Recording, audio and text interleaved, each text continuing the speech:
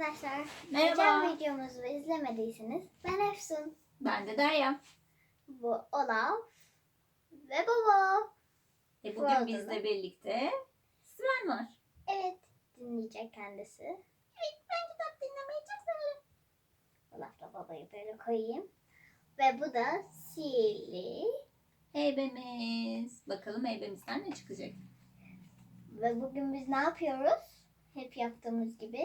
Kitap okuyoruz. Evet. Tabii ki sihirli heybemizden çıkan kitaplarımızı okuyoruz. Bu seferki kitabımız İngilizce ve adı Little Miss Trouble Moving House. Türkçesini Küçük. söylemek ister misin? Küçük bayan felaket taşınıyor. Yeah. Roger Hargreaves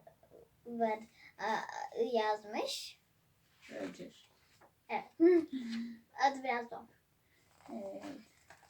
Bir şekilde okuyacağım. Little Miss Trouble lived in Upton Nugget cottage, surrounded by fields and trees, and more fields and more trees, and even more fields.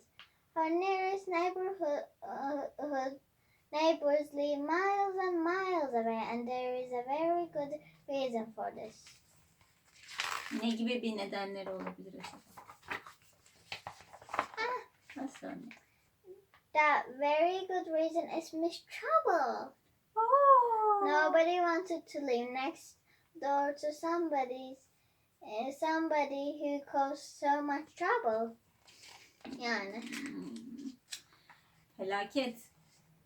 somebody who telephoned Mr. Lazy at 5 o'clock every morning for a week.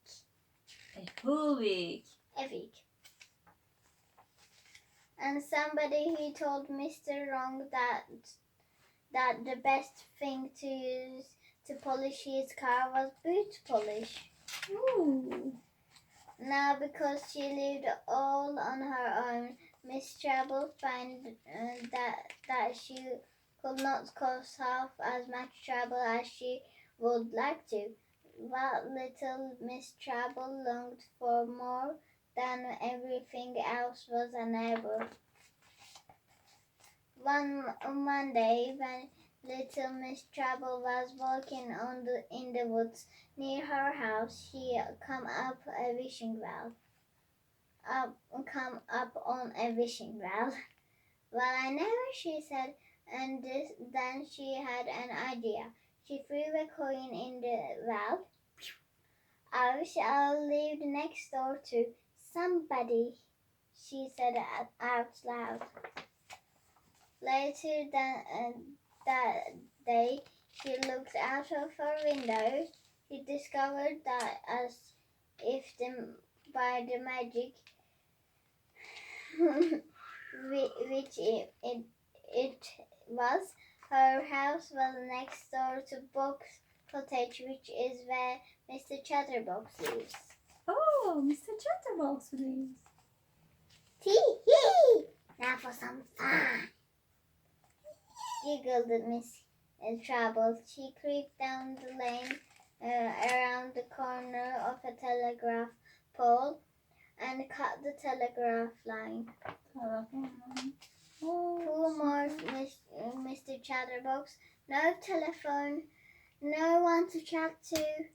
But it was then that he looked out of the window and saw Miss Trouble's house. Ooh. 5 minutes later, there was a knock on the little Miss Trouble's door. Dog, Dick, dog. dick, dick. Hello, said Mr. Chatterbox. Just for I'd pop around for a quick chat. Funny things, you know. My telephone is broken, and Mr. Chatterbox told and chattered and talked through the morning, all afternoon, and late into the night. The next day, Tuesday, and a very tired little Miss Trouble went back to the wishing well and threw in another coin. I wish that I lived next door to somebody else, she said, and The very next morning, little Miss Trouble found herself living next door to Mr. Bump. She threw teeny stones at the window to wake him up and smashed the window. Little Miss Trouble went back to the wishing well. And Wednesday, Miss Trouble tried to play a trick on little Miss Lucky. But she discovered that little Miss Lucky is too lucky for any of Miss Trouble's tricks to work on her. Yeah, of course. On Tuesday, there was nobody in at little Miss Late's house. She was late getting back from her holiday. Yeah. She's always On Friday, little Miss Trouble told Mr. Muddle that Mrs. Small had called him an egghead, but Mr. got muddled up, and instead of being angry with Mr. Small, he thanked him. I think bence yumurtaları seviyor. On Saturday, little Miss Trouble let the tires down on Mr. Forgetful's car, but Mr. Forgetful forgot he had a car and crashed the bus. Komik. Bebek garip. Evet, unutmuş karı olduğunu. Her şeyi unutuyor. And Sunday, it was a very fed up little Miss Trouble who returned to the wishing well to make a wish. And then she had a thought that went like this. The trouble with neighborhoods, thought the little Miss Trouble, is that they are too much trouble. And she went home and was very, very good and didn't make any trouble for anybody forever and ever. Well, until Tuesday. Bittim. Well, until Tuesday. Beğendin mi sen kitabımızı? Bence güzel, eğlenceli bir kitap. Evet. Mr. Abel'ın komşusu olmak ister miydin sen? Hayır. Ben de istemezdim abi. Hep felaket getiriyor. Peki Sven, sen ister miydin? Bilmem. İsteyebilirdim. Eğlenceli gözüküyor aslında. Eğlenceli mi? Peki Bobo, sen ister miydin?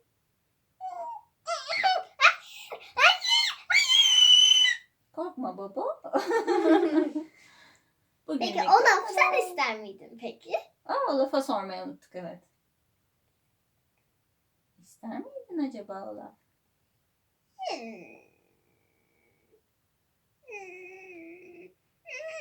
Olaf çok uzun düşündü. Neden isterdi? Çünkü eğlenceli. Olaf düştü. Evet. Ama Olaf Allah'tan peluştan, o yüzden ona bir şey olmuyor. Hiçbir şey.